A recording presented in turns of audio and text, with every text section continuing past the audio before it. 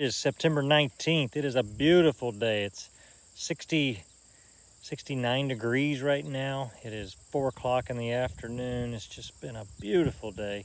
It definitely feels like fall today. I'm gonna pick King David. This is an apple I've yet really to have a good taste of. We're gonna pick it today and we're gonna talk about it. And we're also gonna go after Roxbury Russet and talk about that one.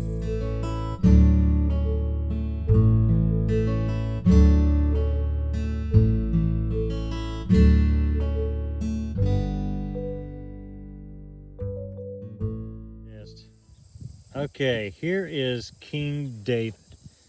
Now this is an apple. This is really the first year of these trees. I've got two of them. The first year they've produced for me. Now, I expected these were Molly Merton 111. That was the information I got when I purchased the trees anyway.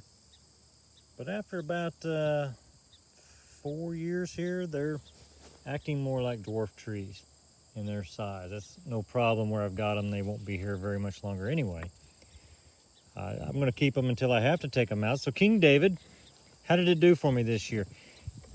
I tried them last week, so it's September 19th. About the 12th I tried them, and they were tart, very tart, too tart to really consider ready. So I've waited another week now, and I had one. I tried it yesterday. I thought it was pretty good. We'll go ahead and take one here that's got some damage on it, shine it up, and just see how they are today before I pick them off. That's always a good idea. Before you pick your apples, try them out. Make sure they're ready. These have really colored up well in the last 3 weeks and gotten a little more size. I guess I overcropped the trees. They've gotten a little more size to them. Certainly no issues with rain this year. Okay, here we go.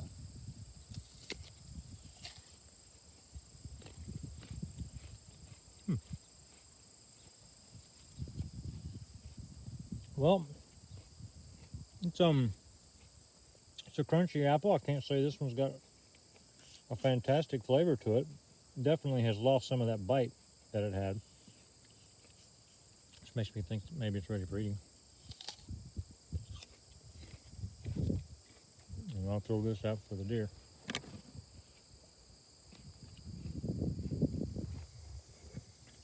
So nothing spectacular about King David, in my opinion. They're falling off the tree.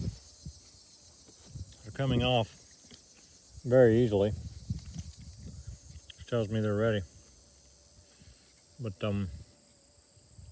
nothing amazing about King David that I would choose it over another apple. It's a pretty apple, other than a flaw that I see in it that we'll talk about here in just a second. But it's a pretty apple. Shines up really nice. And this particular one is pretty clean. But put that one down. I think what I'm seeing here is apple scab, which really is a bit perplexing to me because these trees were treated no differently than the other trees in the orchard. And I have a lot of scab-prone trees, and I certainly don't have this, so I could be mistaken, and that could be something else. I think it's scab. I really do. And most every apple has a little bit of this. And it's just unusual because I can go just, not many steps from here and pick Crimson Crisp, pick Gala, pick Golden Delicious, and they're clean. There's no scab. So did something happen? Did I miss a spray down here way back when? I am not sure. But almost every apple is affected by it. No bother. These will be mostly for pies and cider at this point.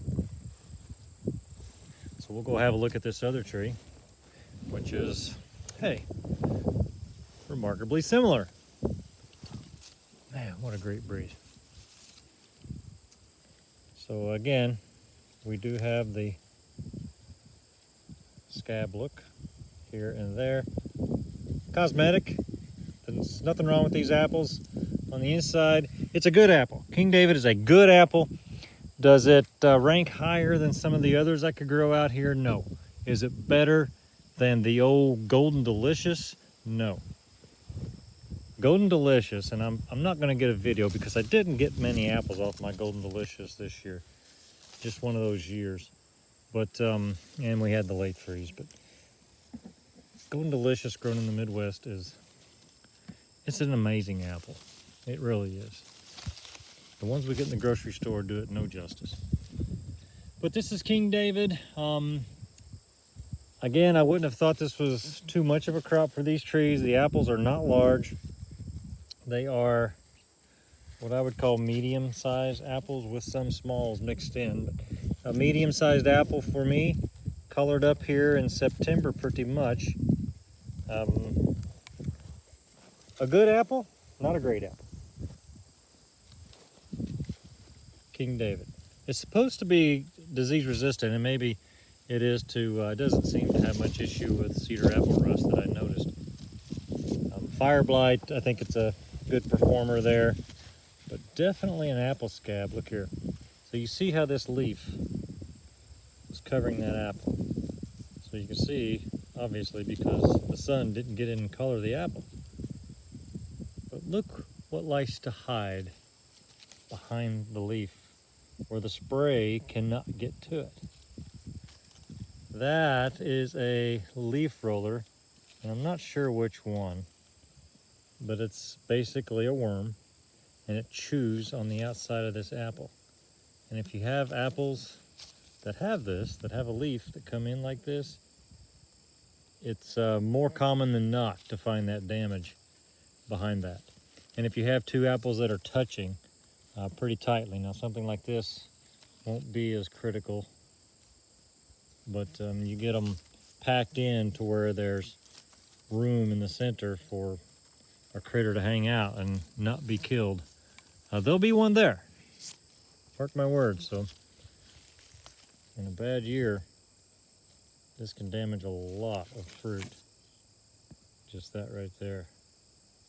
Leaf roller damage.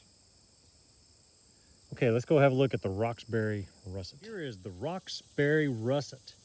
This is really the first good crop I've gotten off of this tree. It's a 111, Mollymerton 111, semi-dwarf apple tree. It had some fruits on it last year that I picked and found them not so great. So wasn't quite sure if I picked them at the wrong time. It's got more fruit on it this year.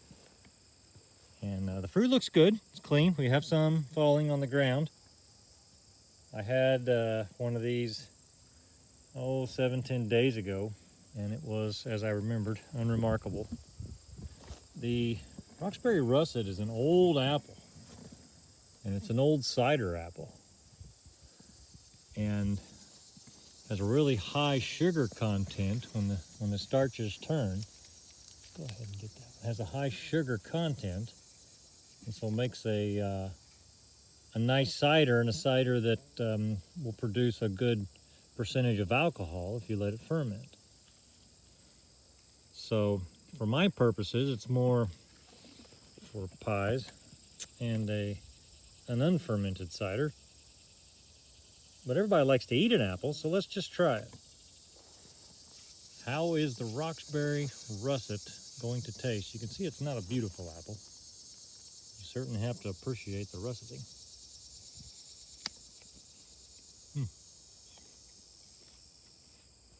Firm. You know what? That's different enough to be worth eating. What gets you is the russet on the skin. It tends to draw up the palate a little bit. Or maybe you're wanting a little more moisture.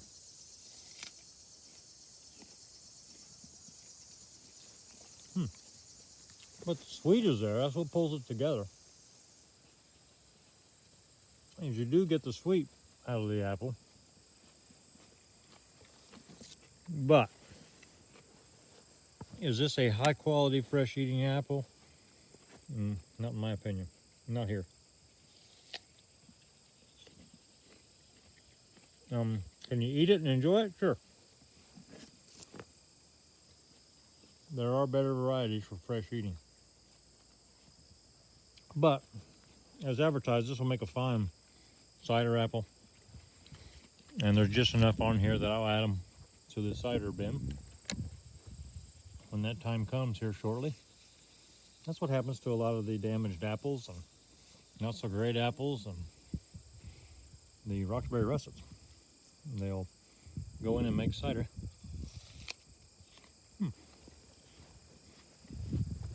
Not a bad apple. It may make a good pie. I have no idea. Might be worth making a pie with. That's Roxbury Russet, southern Indiana. Those of you that have planted one, that's what they look like on your tree. The sweetness is there. For fresh eating, you would need to pick them now. Perhaps if you wanted to make cider with them, you could leave them on another week to develop that sweetness just a little bit more. I'm going to go ahead and pick them today and put them into storage and get them ready for making my fresh cider. Hey, it's apple picking season.